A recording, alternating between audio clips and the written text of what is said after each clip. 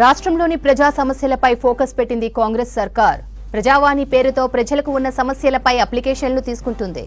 అందులో ఎక్కువగా వస్తున్న ధరణి సమస్యల పరిష్కారంపై దృష్టి పెట్టింది సర్కార్. ముఖ్యంగా హైదరాబాద్ జిల్లాలోనే ఇప్పటివరకు 64,000 అప్లికేషన్లు వచ్చాయి. ఇందులో కేవలం 2,000 అప్లికేషన్లు మాత్రమే సాల్వ్ చేశారు అధికారులు. దీంతో రాష్ట్ర వ్యాప్తంగా ప్రజావాణిలో వచ్చే దరఖాస్తుల పరిష్కారంపై దృష్టి పెట్టాలని అధికారులకు ప్రభుత్వం ఆదేశించింది.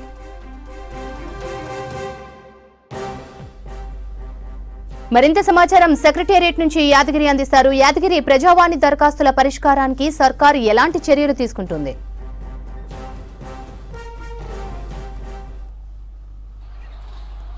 స్రవంతి, కాంగ్రెస్ ప్రభుత్వం అధికారంలోకి వచ్చిన తర్వాత ముందుగా ఈ ప్రజల సమస్యలకు సంబంధించి అంటే గత 10 ఏళ్ల కాలంలో ప్రజలు పడుతున్నటువంటి ఇబ్బంది, ప్రజలకు ప్రధానంగా ఎలాంటి సమస్యలు ఉన్నాయి, ఏ దాంట్లో ఎక్కువగా సమస్యలతో ఇబ్బంది పడుతున్న మీద ఫోకస్ పెట్టింది.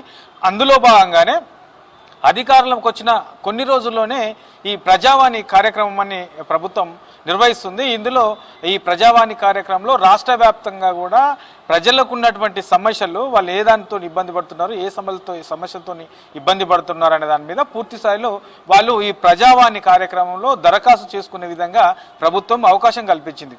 మొదట్లో ప్రగతి భవన్, ఇప్పుడు ప్రజా భవన్గా చెప్పుకుంటున్నటువంటి ప్రగతి భవన్లో మొదట్లో ఈ ప్రజావాణి దీనికి పెద్ద ఎత్తున ఏదైతే ప్రజావాణి కార్యక్రమం మొదట్లో ప్రారంభించిన మొదట్లో పెద్ద ఎత్తున రాష్ట్ర వ్యాప్తంగా నలుమూలల నుంచి కూడా పెద్ద ఎత్తున ప్రజలు వచ్చారు.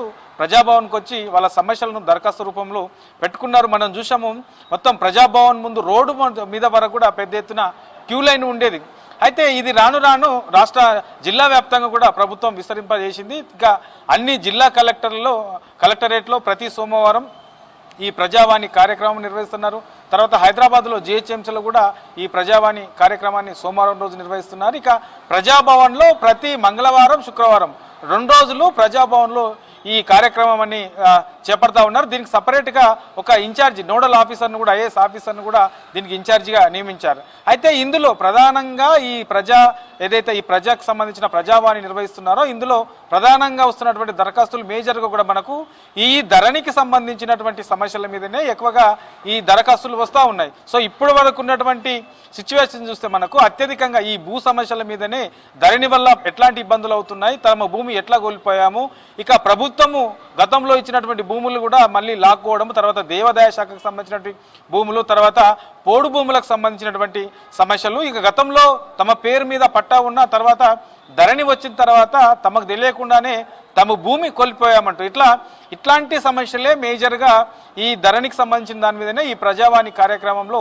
ఎక్కువగా దరఖాస్తులు వస్తున్నాయి. ఇక మిగతావి హైదరాబాద్ లాంటి ఏరియాలో కూడా ఈ ల్యాండ్ కబ్జాకు సంబంధించినటువంటి దాంట్లో ఎక్కువగా దరఖాస్తులు వస్తున్నట్లు అధికారులు చెప్తా ఉన్నారు. దీని మీద నిన్న డిప్యూటీ సీఎం బట్టి విక్రమార్క కూడా దీని మీద సపరేట్గా సమీక్ష నిర్వహించారు. ఈ సమీక్షలో ఇప్పటి వరకు రాష్ట్ర వ్యాప్తంగా వచ్చినటువంటి దరఖాస్తులన్నీ, హైదరాబాద్ లాంటి ఏరియా నుంచి వచ్చినటువంటి దరఖాస్తులన్నీ, అందులో మేజర్గా ఇప్పటి వరకు పరిష్కారం కాబడిన దరఖాస్తులన్నీ, ఇంకా పెండింగ్లో ఉన్నటువంటి దరఖాస్తులన్నీ, ఒకవేళ పెండింగ్లో ఉంటే అవి ఎందుకు ఈ పెండింగ్లో ఉండాల్సిన సిచ్యువేషన్ వస్తుంది. ఇట్లా ఓవరాల్గా దీని మీద నిన్న డిప్యూటీ సీఎం బట్టి విక్రమార్క సమీక్ష నిర్వహించారు. ఆ సమీక్ష అనంతరం ఇక నుంచి ప్రజావాణిలో వచ్చే దరఖాస్తులకు సంబంధించి సాధ్యమైనంత వరకు వాటిని పరిష్కారం చూపే విధంగానే అధికారులు పనిచేయాలి.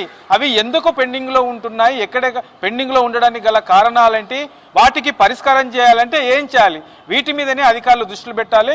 మేజర్గా ఇది ప్రభుత్వ పెద్దల దృష్టికి వెళ్ళాలి, ఆ తర్వాతనే పరిష్కారం అయితే అని అనుకునే తప్ప మిగతా అన్ని కూడా మేజర్గా అన్ని కూడా పరిష్కారం చూపే విధంగా ప్రజావాణి కార్యక్రమం ఉండాలని చెప్పేసి నిన్న డిప్యూటీ సీఎం బట్టి విక్రమార్క కూడా అధికారులకు చూపారు. ఇక నుంచి ఇప్పటి వరకు జరిగినటువంటి ప్రజావాణి ఒక ఎత్తు అయితే ఇక నుంచి జరిగే ప్రజావాణి ఇంకో ఎత్తులో ఉండాలి. ఇక ఎవరైనా మన ప్రజావాణి నమ్ముకొని వచ్చే వాళ్ళందరికీ కూడా వీలైనంత మట్టుకు అక్కడ పరిష్కారం చూపే విధంగా ఈ కార్యక్రమం ఉండాలని చెప్పేసి నిన్న అధికారులకు కూడా సూచించారు. ఇక ఇవాల్టి నుంచి దీని మీద ప్రభుత్వం మరింత ఫోకస్ పెట్టిందనే చెప్పొచ్చు. ఎందుకంటే కొంతమంది ఏదైతే ఈ ప్రజావాణి కార్యక్రమంలో దరఖాస్తు చేసుకున్న కొందరిలో కొంత నెగిటివ్ అనేది నెగిటివ్ ఫీడ్ అనేది బయటకు వస్తుంది. ఎందుకంటే వాళ్ళు ప్రజావాణిలో దరఖాస్తు ఇస్తున్నారు.